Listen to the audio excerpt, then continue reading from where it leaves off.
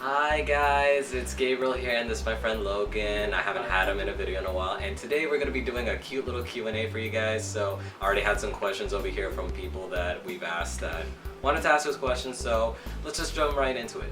So the first question is for me. It's basically, do you have anyone to help you out after top surgery? And as you guys know, I haven't had top surgery yet. I'm still crowdfunding the remaining money. It's a work in progress, and so right now I haven't really planned anything beyond when I would have a surgery date, but I suspect anyone that's going to be driving me might be taking care of me for like the first week or two, but if not, I'll somehow navigate that. I mean, if you do manage to get it here in the city, you know, Medali sets up his office here. I'll be around. Like less than an hour away. He'll probably just be like keeping me company and making sure I'm like not dying of boredom. Doesn't go stir crazy. Yeah. And try to do too much too soon. Yeah, pretty much. Okay, so this one's for you because he is. For Logan, who helped you after your top surgery, and what did they do for you? My parents helped me a lot, especially my mom. She did my drains for like the first few days, and then I did it myself after that. And then she just kind of got me food, and I had my meds and my water next to me at all times, so that was cool. I wasn't really that out of it after surgery, so mostly what I needed from her was to help bring me food and my drains and stuff like that. But yeah, it wasn't that much of an ordeal. But it's still your mileage may vary thing, because like he just seems like someone that just like got up from like. Yeah, no, I have like a high pain tolerance, I guess, and I feel like I would be anesthesia after the first night, like I was like good. I had like my throat from the breathing tube hurt way more than my chest, but I was like numbed up good. Like I didn't feel anything in my chest for like. Hopefully, I have such a good experience.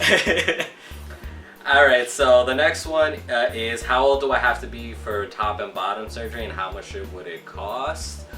Well, for top surgery, you generally could, with parents' permission, like get it a little earlier than 18. Like 16? Yeah. Maybe 15, 16 is the earliest I've seen. Yeah, but you need parents' permission for that, but otherwise you would have to wait. And even then, it's like not every surgeon would like accommodate that. Yeah, and also it's a matter of money too, because bottom surgery, depending on what you're getting, it's literally too much monies. A lot. Too many monies, pretty much. It's basically what, for a phalloplasty, we're probably looking at least 80,000, and we're talking about like months and months of recovery. Yeah, and that's like what, the surgery itself, not to mention travel costs. And don't forget bills, because like you're not gonna be working during that time either. So a lot of money. Top surgery is a lot more reasonable. It's like generally you're probably looking at like the lowest being like maybe 5,500 to like maybe 9,000. Anything higher than that, they're probably overcharging you, or they're doing like offering you literally like amazing results or something like that. But even then, after like 8,000, I would be very wary. Skeptical. Yeah, skeptical, really. What are your top 5 YouTubers? What are your 5 top? I guess who are your top 5? Whatever. My top 5 in no specific order. I've got Kakujo, who's a Let's Player. Kingsley, some of you may be familiar with him. I've got the DeFranco fam. It's a family vlog channel. They're adorable, okay? Don't look at me like that. Don't judge me in my choices. And then I've got Proton John and Luca Jins, who are both YouTubers. Okay, aside from the Franco fam, I literally did not know who the rest of them are. Maybe Kakujo, because like you should have showed me. I talk about him a lot. Like he's very underrated, like not well known, but he has good work. And it's okay. Like everybody, like your yum is probably like my yuck. So my top 5 YouTubers is Cat Black, Philip DeFranco, not the vlog channel, the news one, and Skylark11, and who was the other one? Markiplier and Connor Manning. And you probably know a few of these, right? I know Kat and Markiplier and Skylar and Philip. The only one I don't know on this list is Connor Manning. Oh well, he's like a bisexual person. Like he does these vlog things. I don't know. He like reminds me of myself a lot. Your powers, good or evil? So like I guess if we had superpowers, would we use them for good or would we use them for evil? Honestly, I would probably use mine for selfish purposes, which might classify under evil.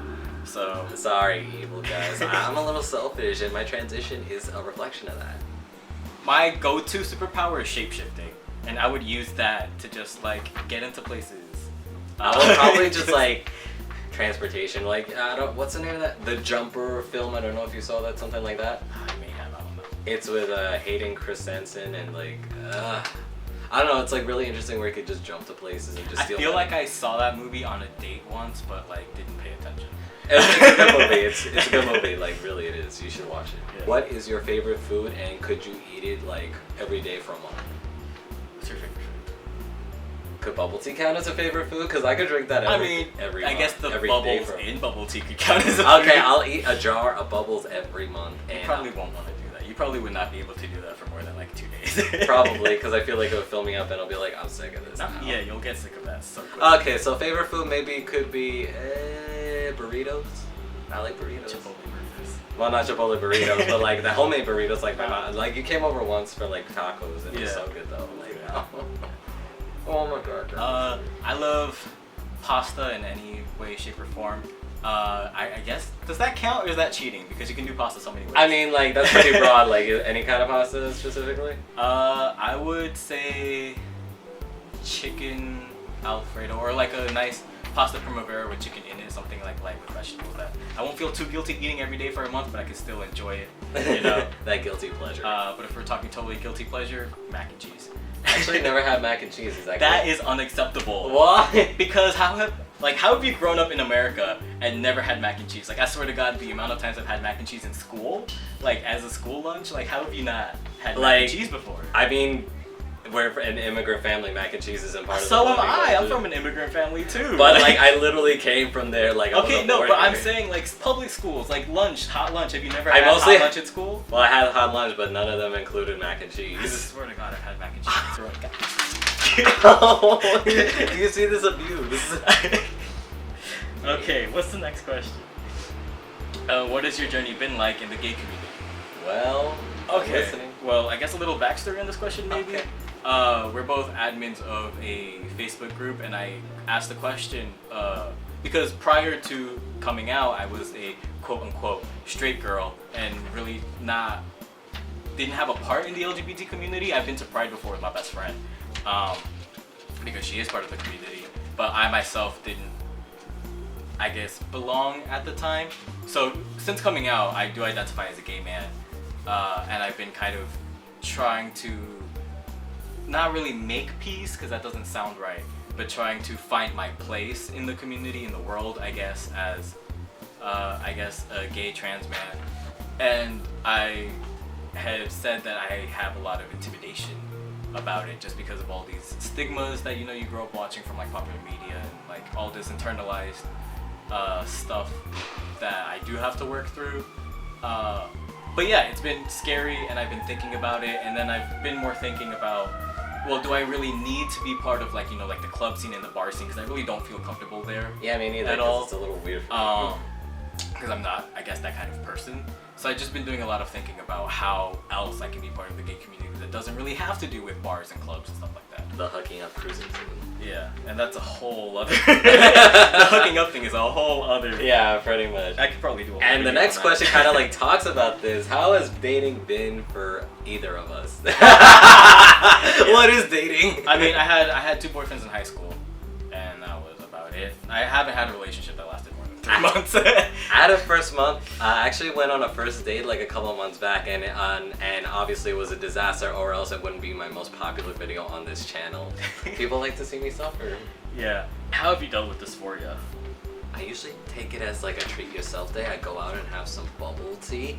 But that obviously wouldn't work for everybody. Not everybody likes bubble tea or even know what that is. So Like, I would go can't out. access bubble tea. Yeah, or can't access bubble tea. So generally what I would advise is probably go out, maybe get yourself a nice haircut that might make you feel better, or get a nice piece of clothing that affirms your gender identity. Or you could go out with friends and have a good time. Or you could pass the time at home doing some hobbies like, play video games or draw or play music. Do something productive. Just try not to like stay in one place. I mean, when it came to stuff like chest dysphoria or like, it was kind of, I mean, binding helped obviously, but it was kind of like an out of sight, out of mind type thing, and I would just try to not focus on it or distract myself from it. Video games helped a lot, especially video games where you could create your own character. Oh, I love those because like The Sims is like my life, and The Sims 4 with all the customization they have like is awesome. I actually never played that game. so much to learn, yo. Yeah, I know, right? So much to learn. You're older than me. I'm over here calling you young one and child. I distracted myself with video games and I guess putting myself in other like books and stuff. Well, basically just distracting myself and bringing myself out of, I guess, that aura of dysphoria and just, I guess, going into more fun things like young adult adventure novels. Like that was my jam in high school. Don't laugh. I feel like all you do is judge me. I just came here to have a good time. Well, have you seen my profile picture? It was like silently judging. Like, yeah, like you got furry judging me. I don't know if you have the grounds to do that. What is Minoxidil? Okay, I'm gonna answer this because I just started last Friday, even though I put out the video for Saturday.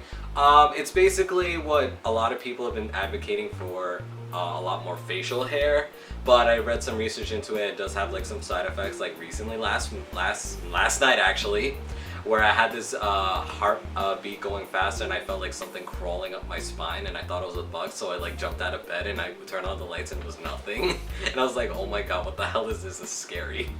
And it probably Minoxidil. Can that happen? Like yeah, rapid heartbeats and like slight tingling. So I was like, oh my god, maybe I'm just putting too much. So I'm probably gonna lower my dip dose a bit.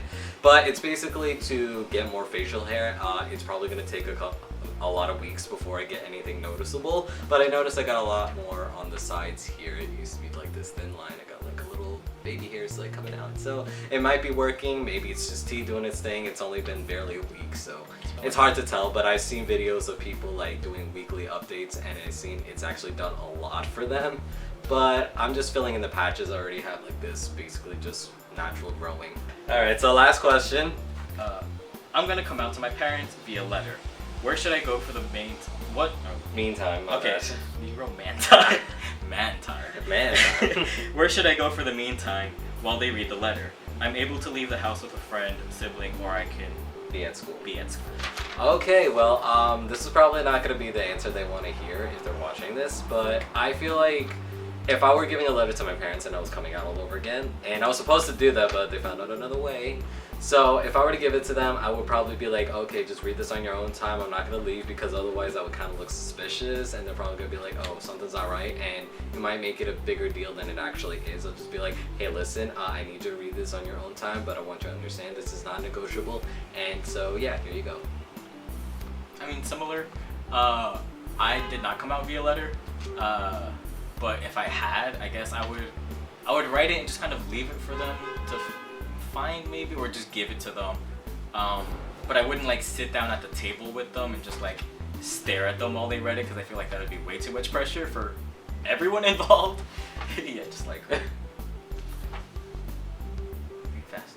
Please, don't read slower. I don't know why. But I'll probably be shaking because it'll be like, yeah, oh no, my it god. would be extremely like pressuring and I feel like we would be in court and they're like the judges, and you're like, yeah, oh my god. For not only you who are waiting to see their reaction, but also them, because they're like, why are they staring at me while I read this piece of paper? Yeah, it's kind of also makes it a they big feel deal. like the need to like skim through it to kind of get through it faster because you're waiting for them. Yeah. Or something.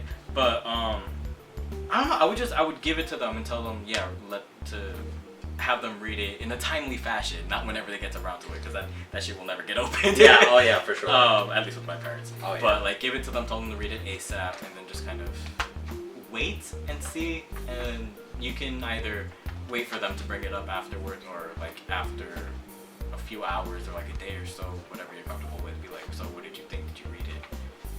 And then go from there. But yeah, alright. that's just how I would do it. Oh, for sure. Well, that's all we have for today, folks. I will see you guys later. Please hit the subscribe button, and I will see you guys real soon, alright?